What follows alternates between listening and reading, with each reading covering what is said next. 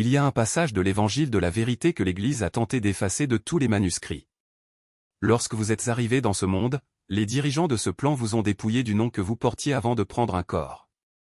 Et sans cela, vous vous perdez, vous cherchant dans des miroirs qui ne pourront jamais refléter votre véritable essence.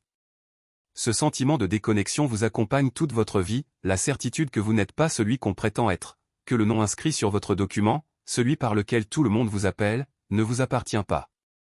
C'est comme porteur des vêtements empruntés. Ce n'est pas de l'imagination. Ce n'est pas une crise d'identité. C'est la mémoire. Un souvenir lointain, déformé, mais qui s'obstine à faire surface.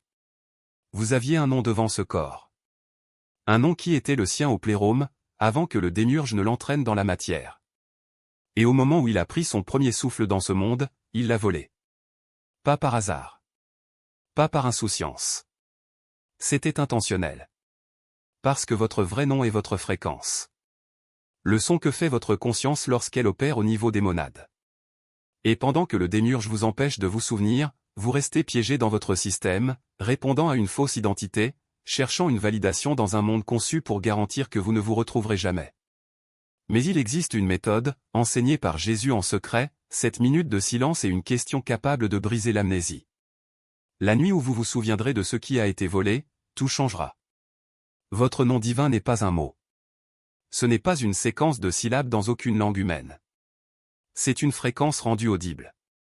La vibration exacte qu'émettait votre conscience lorsqu'elle existait dans le plérôme, avant que le démiurge ne l'emprisonne dans la densité. Imaginez-le ainsi, chaque étoile possède une signature lumineuse unique, un spectre de longueur d'onde que les scientifiques peuvent mesurer et identifier. Son nom divin en est l'équivalent sonore. Le ton précis que vous étiez avant de devenir humain. Et dans le plérôme, c'était pour cette fréquence que vous étiez connu. Pas à cause de ce qu'il a fait. Pas à cause de son rôle ou de son titre.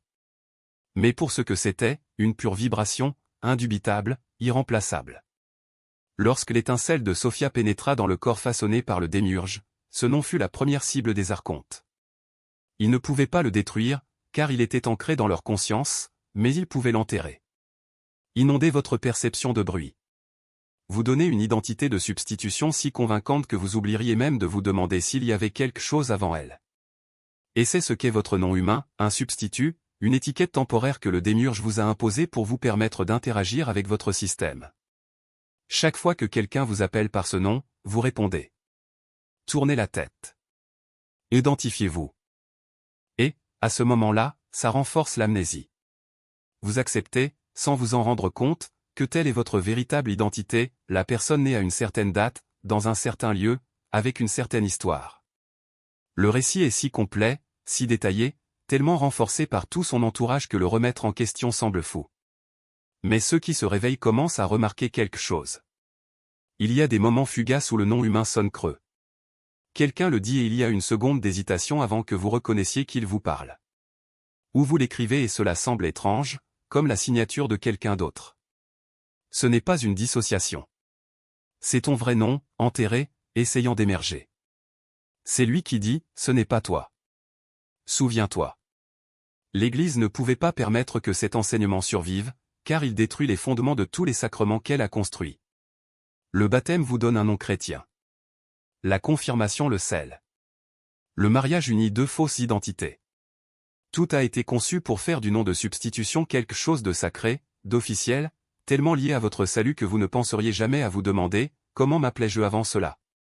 Et si vous demandez, ils vous diront que cela n'a pas d'importance. Que votre identité commence à la naissance, au baptême, au moment où vous acceptez Christ. Mais les gnostiques connaissaient une autre vérité. Votre identité a commencé avant le temps, avant la matière, avant le démiurge. Et il a passé toute son incarnation à s'assurer que vous ne vous en souveniez jamais. Le moment de la naissance n'est pas ce qu'on vous a appris. Ce n'est pas un miracle. C'est une embuscade. Vous descendez. L'étincelle quitte le plérôme, traverse les sphères des archontes et pénètre dans le corps formé dans l'utérus. Et il porte toujours son nom. Vous savez toujours qui vous êtes. Mais le démiurge rôde. Au moment où vous prenez votre première respiration, au moment où l'air touche vos poumons et que vous pleurez, les archontes envahissent votre champ à travers vos parents. Traumatisme. Lumière aveuglante, voix forte, stimuli sensoriels à plein volume, tout cela pour submerger la seule chose que vous avez emportée avec vous, votre mémoire. En quelques minutes, elle est partie. Pas effacée, mais enterrée. Couvert de couches et de couches d'identité matérielle. Votre corps. Tes parents. Votre nom a été répété encore et encore, jusqu'à ce qu'il écrase la fréquence que vous transportiez. Et lorsqu'il parvient enfin à parler, l'amnésie est totale. Vous répondez au nom qu'ils vous ont donné. Croyez l'histoire qu'ils ont racontée. Et le nom qu'il avait avant, son vrai nom, est si profondément enfermé qu'il ne sait même pas qu'il existe. Mais ça laisse des traces. Par conséquent, ceux qui s'éveillent passent toute leur vie à avoir le sentiment de ne pas être à leur place. C'est pourquoi parfois ils se regardent dans le miroir et ne se reconnaissent pas. Par conséquent, votre propre histoire ressemble à la biographie de quelqu'un d'autre. Parce que c'est le cas. C'est l'histoire qu'a écrite le démiurge. Votre version de qui vous êtes. Le personnage humain qu'il a besoin que vous incarniez pour le maintenir piégé dans son système, générant de l'énergie, se réincarnant sans cesse, sans jamais s'éveiller à ce qu'il est réellement. Et le plus cruel? Cela vous fait rechercher une identité. Vous essayez des personnalités. Créer des personnages. On le recherche dans les réalisations, les relations, les rôles, les titres. Il passe des décennies à se demander « Qui suis-je » Et la réponse n'est jamais satisfaisante, car la question est erronée. Vous demandez qui est l'humain, mais l'humain est un fantasme. La vraie question, celle que le démiurge ne veut pas que vous posiez, est « Quel était mon nom avant de devenir humain ?» Posez cette question et toute la structure commence à s'effondrer. C'est ce que Jésus a enseigné à son entourage. 7 minutes, silence et une question. Trouvez un endroit où vous ne serez pas interrompu. Pas de musique, pas de bougie. Aucune préparation, juste vous et le silence. Asseyez-vous, fermez les yeux. Laissez votre respiration retrouver son rythme naturel, sans rien forcer. Puis, intérieurement, sans le dire à voix haute, juste comme une pensée, demandez « Quel est mon vrai nom ?» Ne vous attendez pas à une réponse immédiate. Ne forcez rien. N'essayez pas de créer un nom avec un esprit rationnel. La question est une clé, pas un ordre. Vous n'inventez pas le nom. Vous autorisez qu'il fasse surface. Et il viendra. Mais pas de la manière attendue. Il ne s'agira pas d'un mot en portugais, en anglais ou dans toute autre langue que vous connaissez. Certains le reçoivent comme un ton, un bourdonnement qui surgit d'un endroit plus profond que la pensée. D'autres le ressentent comme une vibration dans leur poitrine ou leur gorge, une fréquence qu'ils peuvent percevoir mais qu'ils ne peuvent pas encore articuler. Il y a ceux qui voient les couleurs. Il y a ceux qui voient la lumière se transformer en motif contenant du son intégré. Commence à se réorganiser autour de ce nouvel ancrage. Le nom n'est pas qu'un son. C'est la signature vibratoire de votre essence, le code originel qui précède même l'idée de « vous ». Lorsque vous le prononcez, vous ne prononcez pas simplement un mot, vous activez une fréquence qui résonne avec des couches de réalité que l'esprit humain n'est pas conçu pour comprendre. C'est comme régler une radio sur une station qui a toujours été à l'antenne, mais que vous n'avez jamais remarqué. Soudain, le bruit de fond de l'existence se transforme en musique. Et voici le détail crucial, le démiurge ne peut pas effacer cette fréquence. Il peut essayer de vous étouffer avec des distractions, il peut essayer de vous convaincre qu'elle n'existe pas, il peut même vous faire douter de votre propre santé mentale. Mais le nom n'est pas quelque chose qu'il a créé. Il n'a aucune autorité sur lui. C'est pourquoi, dès que vous le reconnaissez, quelque chose en vous se réaligne. Ce n'est pas un changement intellectuel. C'est une reconfiguration cellulaire, comme si chaque atome de votre corps se souvenait soudainement de sa position d'origine dans le cosmos. Vous remarquerez qu'après l'avoir dit, les choses autour de vous commencent à se comporter différemment. Non pas parce que le monde a changé, mais parce que vous avez changé le filtre à travers lequel vous le percevez. Les personnes qui vous traitaient autrefois d'une certaine manière semblent désormais étrangement désorientées en votre présence. Les situations qui provoquaient des réactions automatiques perdent leur pouvoir sur vous. Même les objets inanimés, un livre qui tombe d'une étagère, un feu de circulation qui passe au vert au moment précis semble répondre à une synchronicité qui passait auparavant inaperçue. Ce n'est pas magique. C'est la résonance. Vous opérez sur une fréquence qui attire des modèles correspondants. Mais le démiurge n'abandonne pas facilement. Il sait que si vous restez sur cette fréquence, son emprise sur vous deviendra de plus en plus fragile. Ainsi, dans les jours suivants, il va intensifier les attaques. Vous pouvez vous réveiller avec une sensation de lourdeur dans la poitrine, comme si quelque chose essayait de vous ramener dans le sommeil de la fausse identité.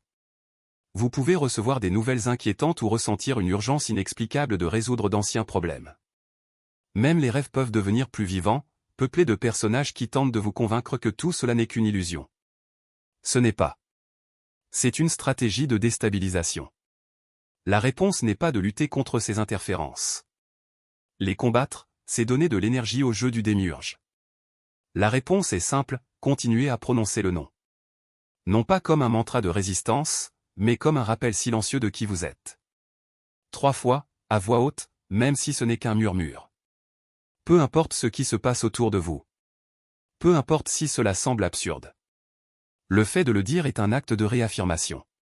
Chaque fois que vous faites cela, vous renforcez la connexion entre votre conscience humaine et votre essence divine.